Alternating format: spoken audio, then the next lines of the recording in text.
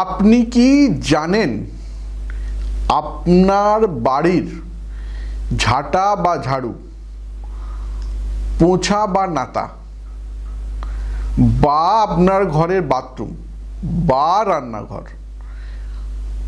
আপনার জীবনে অর্থকরী বা ভাগ্যের সঙ্গে বা স্বাস্থ্যের সঙ্গে জড়িয়ে আছে বা জড়িয়ে আছে? জানেন?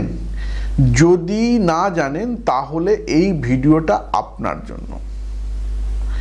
দেখবেন আপনার বাড়িতে যদি ঝাঁটা সবার সামনে, অর্থাৎ নিজের লোকের মানে বাড়ির পরিবারের মেম্বার ছাড়া অন্য লোকের সামনে যদি রাখা হয় তাহলে আপনার বাড়িতে অর্থ ঝড়ের মতো আসবে আর তুফানের মতো বেরিয়ে যাবে। তাহলে এটা থেকে বিরত থাকুন। 2 নম্বর, বাড়ির নাতা। অনেক সময় আমাদের মা বোনেরা কি করে, বাড়ি পোছাপুছি করে নাতাটি রাস্তার উপরে বা রাস্তার দিকে করে শুকাতে দেয়। যত লোক সমাজ থেকে বা আত্মীয়দের থেকে এই নাতা লুকিয়ে রাখা যাবে বা ওদের চক্ষুর আড়ালে রাখা যাবে, তত আপনার জীবনে উন্নতি হবে এবং ভাগ্য ডেভেলপ করবে। 3 নম্বর, আপনার বাড়ির রান্নাঘরে যদি প্রপার ঊর্জা অর্থাৎ আলোর প্রবেশ না করে বা রান্নাঘর যদি আপনার নিট এন্ড ক্লিন না থাকে তাহলে আপনার বাড়ির স্বাস্থ্য খুব একটা ভালো যাবে না। দেখবেন আজকে কারো স্বাস্থ্য ভালো, পরশুদিন কারো খারাপ।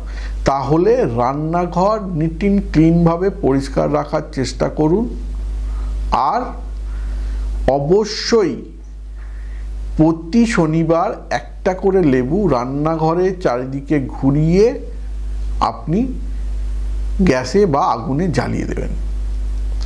4 নম্বর কি করবেন, আপনার বাড়ির বাথরুম যদি ভাঙাচোরা, আজকে টাইলস ভেঙে যাচ্ছে, কালকে বাথরুম থেকে লিকেজ হয়ে যাচ্ছে, পরশুদিন ছাপ ছাপ দাগ এসে যাচ্ছে বা টপ টপ করে জল পড়ছে, তাহলে দেখবেন আপনার অর্থ তো আসতে দেরি নেই, যেতে দেরি থাকবে না, অর্থাৎ অর্থ এসে চলে যাবে আর রোগ ভোগ লেগে থাকবে।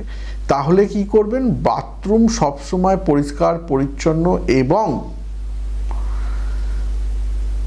টয়লেট কিনার দিয়ে পরিষ্কার রেখে বাথরুম সবসময় ঝকঝক রাখবেন এবং ড্যাম্প যদি থাকে সেগুলোকে মেরামত করে নেবেন। আর বাথরুমে সন্দক নুন রাখবেন।